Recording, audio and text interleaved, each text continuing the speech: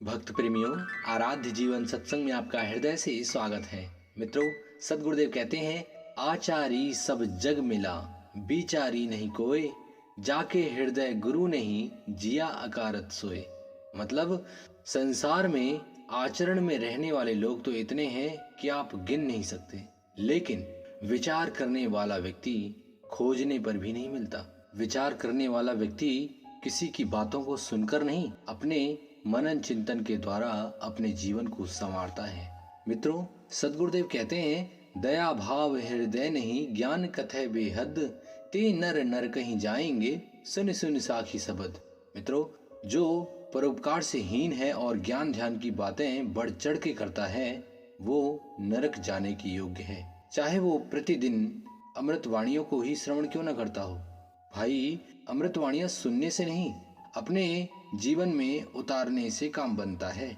इसलिए अमृतवाणियां सुने और उन्हें अपने जीवन में उतारें। सतगुरुदेव आगे कहते हैं, कबीर सोई पीर है, जो जाने पर पीर, जो पर पीर न जाने, सो काफिर बेपीर। मतलब महान व्यक्ति वही है जो दूसरों की पीड़ा को अपनी पीड़ा समझता हो, लेकिन जो दूसरों की पीड़ा को समझने में असमर्थ है वो तो काफिर है, उसका हृदय कठोर है। उसे कोई भी व्यक्ति महान नहीं मान सकता, क्योंकि महानता तो हृदय से होती है। जिसका हृदय जितना विशाल होगा उसे उतना ही महान माना जाता है। इसलिए सदगुरुदेव आगे कहते हैं, भावे जाओ बादरी, भावे जाओ गया, कहे कबीर सुनो भई साधु, सबते बड़ी है दया। हे प्यारे, भले ही बद्रीनाथ चले जाओ या फिर गया धाम चले जाओ, कबीर साहब कहते हैं, ध्यान से सुनो, इस संसार में सबसे बड़ा पुण्य दया भाव है। हृदय में दया की भावना है तो आप सभी धर्म स्थलों का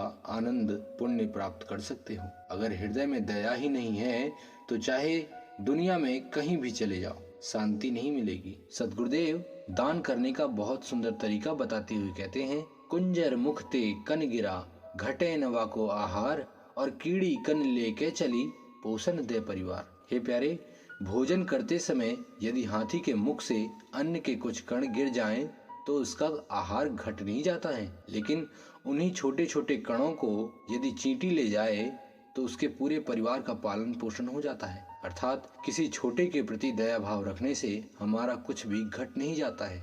इसलिए दया करने में कंजूसाई न करें। मित्रों, सदगुरुदेव कहते हैं, दया दया सब कोई कहे, मर्म न जाने कोई, जात जीव जाने नहीं, दया कहाँ से होए। अर्थात दया दया तो सब कहते हैं, लेकिन दया के मर्म को कोई नहीं जानता।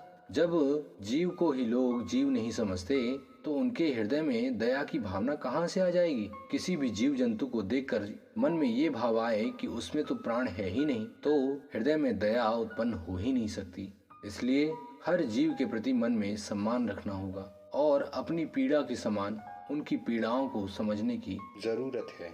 मित्रों, सदगुरुदेव आगे कहते हैं, दया धर्म का मूल है, पाप मूल संताप, जहाँ क्षमा तहाँ धर्म है, जहाँ दया तहाँ आप।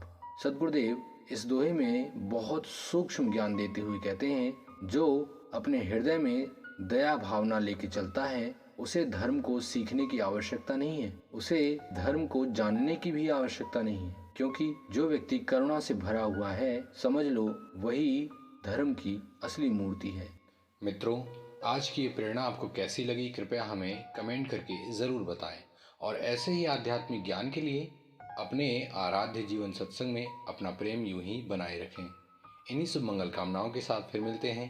नमस्कार, धन्यवाद, जय हिंद, वंदे मातरम।